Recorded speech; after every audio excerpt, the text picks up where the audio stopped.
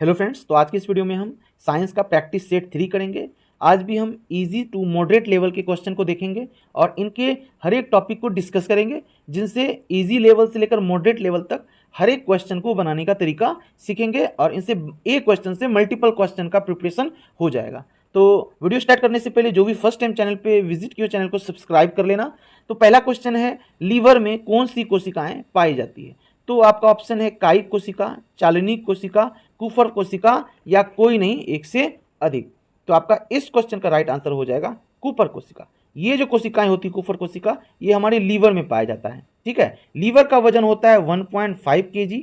ठीक है, और इसी के बीच में गोल ब्लाडर पाया जाता है, यानी लीवर में पाया जाता है गोल ब्लाडर, और इसी गोल ब्लाडर से सेक्रेट होता है यानी स्रावित होता है बाइल नाम का पिगमेंट। ठीक है, बाइल स्रावित होता है और ये क्या करते हैं, फैट का ब्रेक डाउन करते हैं। हम लोग जो भी भोजन लेते हैं उनमें जो फैट हमारे अंदर आता है उनका ब्रेक डाउन कौन करता है? तो ये बाइल करता है। ठीक है, अब आगे और भी चीजें जानते हैं लीवर के बारे में। लीवर में जो होती हैं, हमारे लीवर में जो ग्लूकोज होते हैं वो ग्लाइकोजेन के रूप में स्टोर हो जाते हैं। ये ग्लाइकोजेन के रूप में स्टोर हो जाते हैं और जब हमें फिर ग्लूकोज की नीड होती है, जरूरत होती है, फिर तब ग्लाइकोजेन से ग्लूकोज बन जाते हैं। ठीक है, तो ग्लूकोज से ग्लाइकोजेन बनने के प्रोसेस को क्या बोलते हैं? ग्लाइकोजिनोसिस। ठीक है, इसको क्या बोलते हैं? ग्लाइकोजिनेसिस कहते हैं। यहां पे लिख देता हूं ग्लाइकोजिनेसिस, ग्लाइकोजिनेसिस। ठीक है, और जब ग्लाइकोजन से ग्लूकोज बनते हैं तो उसे कहते हैं ग्लाइकोजिनोलाइसिस। मेन पॉइंट याद रखिए, लास्ट वाला लाइसिस। ठीक है, अब इसमें जो और एक ऑप्शन दिया हुआ है कायिक कोशिका, इसके बारे में जान लेते हैं। कायिक कोशिका जो होती हैं,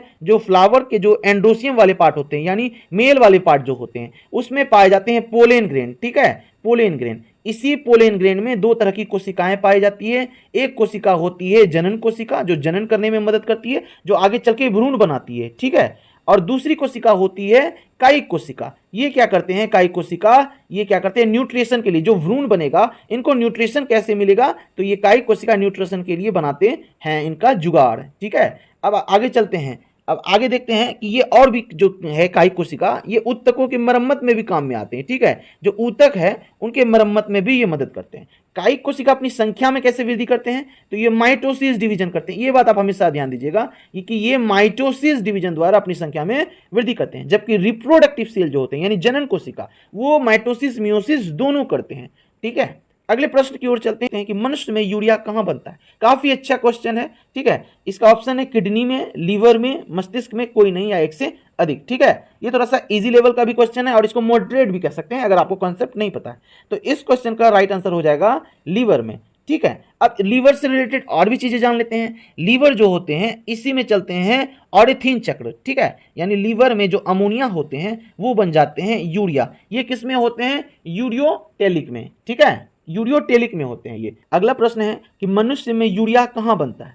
तो ऑप्शन दे रखा है किडनी में, लीवर में, मस्तिष्क में, कोई नहीं है एक से अधिक। ये काफी अच्छे लेवल का क्वेश्चन है।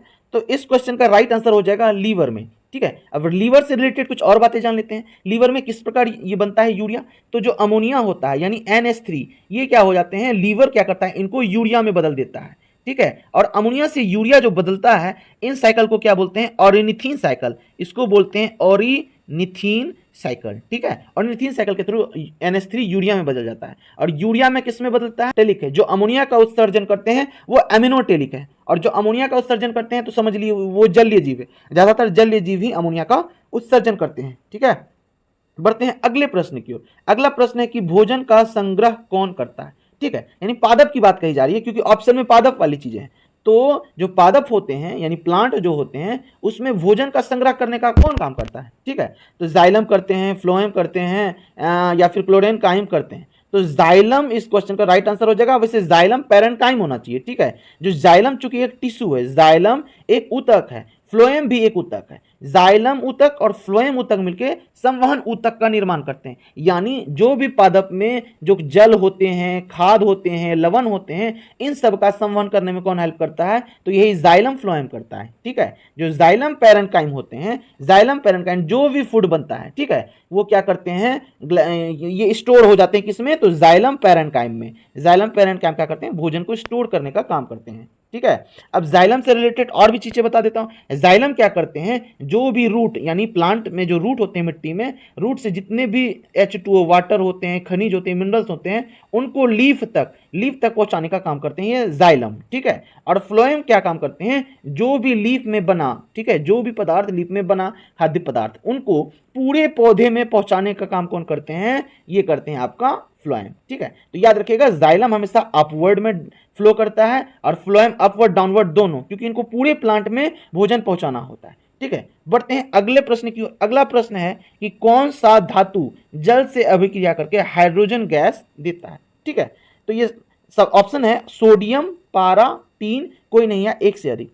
तो इस क्वेश्चन का राइट आंसर हो जाएगा सोडियम, ठीक है। ये वाली क्वेश्चन हमने पिछले वीडियो में डिस्कस में पढ़ा था कि जो सोडियम होती है, सोडियम तो पहली बात ये एक धातु है और ये एक हाईली रिएक्टिव धातु है, ठीक है। ये हाईली रिएक्टिव धातु है, यानी पोटेशियम सबसे ऊपर होते हैं, सबसे हाईली रिएक्टिव, उसके बाद दूसरे नंबर में यही है, यानी ये हाईली रिएक्टिव धातु होते हैं। ये एक ऐसा धातु होते हैं जिन्हें चाकू से काटा जा सकता है, ठीक है। ये एक्सेप्शन होते हैं इनका, क्योंकि ठोस का गुण क्या है कि वो कठोर होते हैं, बट सोडियम जो होते हैं सॉफ्ट होते हैं और इन्हें चाकू से काटा जा सकता है। ये धातु यानी सोडियम ये ठंडे जल के साथ अभिक्रिया करके सोडियम हाइड्रोक्साइड एवं हाइड्रोजन गैस बनाते हैं, और हाइड्रोजन गैस बनाते हैं इसी वजह से तो सोडियम को पानी पे डालने पे एक विस्फोट होता है। क्यों? क्योंकि हाइड्रोजन गैस बनाते हैं और हाइड्रोजन गैस जो होते हैं एक विस्फोटक पदार्थ है, ठीक है। और NaOH बना लेते हैं, याद रखिएगा जब Na जो ये सोडियम जो है अगर जल के साथ अभिक्रिया करते हैं तो NaOH और H2 बनाते हैं, ठीक है। पारा, पारा क्या होते हैं, ये भी एक धातु है, ये कमरे के ताप पे द्रव अवस्था में होते हैं, ठीक है।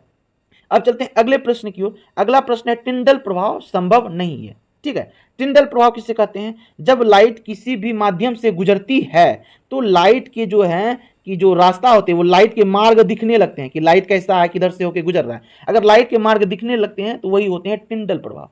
ये जो होते हैं अक्सर विषमांगी में देखने को ही मिलेंगे, विषमांगी मिश्रण में। चाहे विषमांगी मिश्रण में आप दूध को ले सकते हो, कोहड़ा ले सकते हो, ठीक है। विषमांगी मिश्रण में भी कौन, कोलाइडल, COLIDL, कोलाइडल में ही टिंडल प्रभाव संभव है, अन्यथा नहीं है, ठीक है। तो दूध में तो नहीं होंगे क्योंकि ये कोलाइडल है, विषमांगी है, सॉरी हाँ दूध में होंगे क्योंकि इसमें टिंडल प्रभाव संभव है, कोहरे में होंगे इसमें संभव है। और हमेशा ये बात ध्यान दीजिए, कोई भी क्वेश्चन बनाते हैं अगर नहीं दिखे तो उसको अंडरलाइन कर दिया कीजिए, क्योंकि ज्यादातर स्टूडेंट इसी में मिस्टेक करते हैं, नहीं वाले कॉन्सेप्ट में। तो नहीं जिसमें है वो अंडरलाइन कर दीजिए। तो कोहरा में तो होगा, तो यानी ये राइट आंसर नहीं है। दूध में भी होगा, ये भी राइट आंसर नहीं है। कॉपर सल्फेट, हाँ कॉपर सल्फेट में नहीं होगा क्योंकि कॉपर सल्फेट भाई समांगी मिश्रण है। कॉपर सल्फेट क्या है, समांगी मिश्रण है। नमक पानी, चीनी पानी, कॉपर सल्फेट ये सभी समांगी है, इसमें आपको प्रकाश का मार्ग नहीं दिखेगा, ठीक है। टिंडल प्रभाव में भी ये जो विषमांगी मिश्रण होते हैं उससे जब लाइट गुजारते हैं तो लाइट जो छोटे छोटे कण होते हैं विषमांगी मिश्रण के, उस कण से टकरा के प्रकाश प्रकीर्णित हो जाते हैं, इस प्रकार उनका मार्ग दिखने लगता है, जिससे हम बोलते हैं टिंडल प्रभाव। ये सिनेमा हॉल में भी दिखते हैं, जहां जहां विषमांगी होगी, जहां जहां कण जो है थोड़े से बड़े हैं, 10.9 से थोड़े से बड़े हैं, ठीक है। अब चलते हैं अगले प्रश्न की ओर। अगला प्रश्न है कि LPG सिलेंडर में सुगंध के लिए मिलाया जाता है एथिल मरकैप्टन मिलाया जाता है, इथाइल आइसोसाइनाइड मिलाया जाता है, हाइड्रोजन सल्फाइड मिलाया जाता है, कोई नहीं या एक से अधिक। तो इस क्वेश्चन का राइट आंसर हो जाएगा एथिल मरकैप्टन, ठीक है। एथिल मरकैप्टन यानी CH3CH2SH। अब इसमें सल्फर है, सल्फर क्या होते हैं, एक सुगंध वाली चीज होती है, तो जहां सल्फर यूज होगा तो समझिए वहां सुगंध वाली बात ही होगी, इसीलिए तो इथाइल मरकैप्टन मिलाया जाता है, जो सल्फर सुगंध होती है। अब तो इथाइल मरकैप्टन जब सिलेंडर में मिलाते हैं ताकि अगर कोई लीकेज हो तो कोई एक्सीडेंट ना हो, हमें पता चल जाए कि गैस लीक हो रहा, इससे दुर्घटना होने से बच सकती है, ठीक है। अब है इथाइल आइसोसाइनाइड, जो भोपाल त्रासदी वाला कांड हुआ था उसमें इथाइल आइसोसाइनाइड ही लीक हुआ था, C3H5 और N, ये होता है इथाइल आइसोसाइनाइड का फॉर्मूला।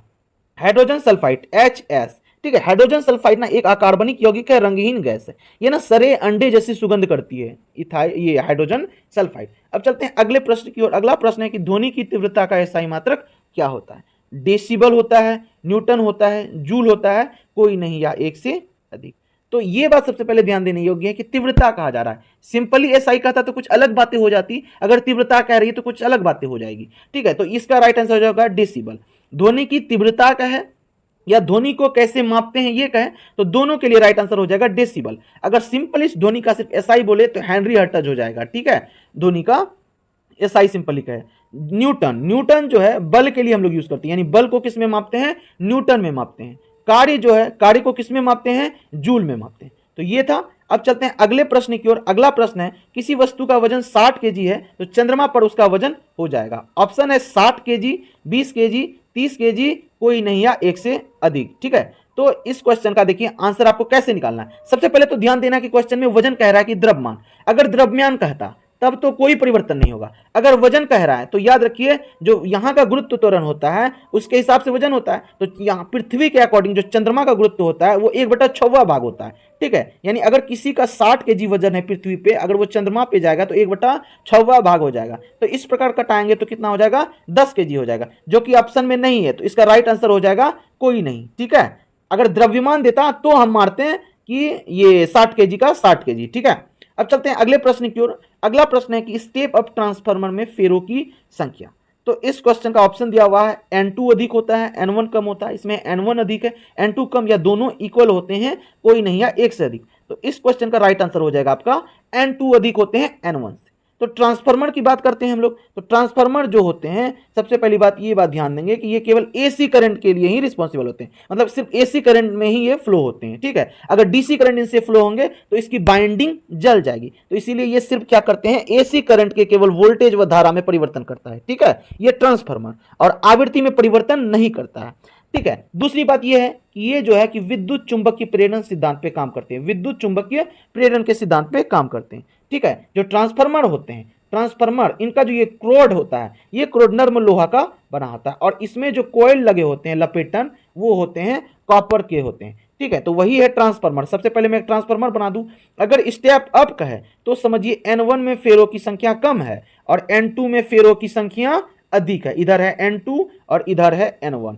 अगर यही हमें कह देता कि स्टेप डाउन कहता तो N1 में फेरों की संख्या अधिक होती और N2 में फेरों की संख्या क्या हो जाती, कम हो जाती, ठीक है। तो ये बात ध्यान दीजिएगा। बढ़ते हैं अगले प्रश्न की ओर। अगला प्रश्न है कि वस्तु ए का वजन 700 kg है तो वस्तु बी का वजन 800 kg है, किन के लिए पलायन वेग अधिक होगा। तो ऑप्शन है बी अधिक, ए अधिक, समान, या कोई नहीं। ये एक मॉडरेट लेवल का क्वेश्चन है, क्योंकि इनको बस आपको अपना दिमाग फॉलो करना है इन पे, ठीक है। तो बस आप सही राइट आंसर मार देंगे। इसमें क्या हो जाएगा, समान। क्यों समान हो जाएगा, इसके पीछे रीजन जानिए। सबसे पहले पलायन वेग का फॉर्मूला जानिए।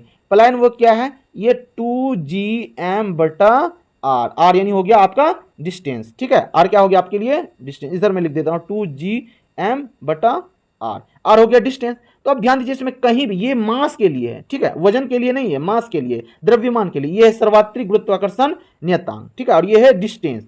तो इसमें कहीं भी वजन की बात नहीं कही गई है। तो जो पलायन वेग होते हैं वो वजन पे निर्भर नहीं करता, चाहे कितना भी केजी का हो, वजन पे पलायन नहीं निर्भर नहीं करता। पृथ्वी का पलायन वेग होता है, पृथ्वी का पलायन वेग होता है 11.2 किलोमीटर पर सेकेंड। यानी पलायन वेग वो है जब आप इतने पलायन वेग की स्पीड से अगर कोई चीज फेंकते हो तो वो क्या होती है, वो पृथ्वी से बाहर चली जाती है, वापस नहीं आती है। पलायन वेग से बस होना चाहिए, यानी पलायन वेग पार कर जाना चाहिए। तो पृथ्वी का पलायन वेग है 11.2 किलोमीटर। यानी आप देखते हो कोई भी मिसाइल जो लॉन्च होती है वो पलायन वेग से होती है, यानी 11.2 किलोमीटर के पर सेकेंड की स्पीड से कोई चीज पृथ्वी से ऊपर की हो जाती है तो वो वापस नहीं आती है, ठीक है। ये बात ध्यान दीजिएगा। और चंद्रमा पे पलायन वेग कम होता है, इसीलिए चांद पर कोई भी अगर साइंटिस्ट उतरते हैं तो अपने पीठ पे बोझा लेके उतरते हैं, क्योंकि वहां का पलायन वेग कम है। अगर आप जोर से जंप कीजिएगा और पलायन वेग के बराबर पहुंच जाइएगा तो आप फिर चलते बन जाइएगा दुनिया से बाहर, ठीक है। तो ये क्वेश्चन था आज का आखिरी क्वेश्चन। अगर इस तरह की सीरीज आपको अच्छी लग रही है साइंस वाली, तो आप वीडियो को लाइक किया कीजिए, कमेंट में अपना रिव्यू दिया कीजिए कि आपको कैसा लग रहा है। और हाँ, आप लोग में से वीडियो बहुत लोग देखते हैं लेकिन वीडियो को लाइक और सब्सक्राइब नहीं करते, तो वीडियो को लाइक और सब्सक्राइब कर दिया कीजिएगा, तो इससे मुझे मोटिवेशन मिलेगा और मैं आगे वीडियो बनाऊंगा।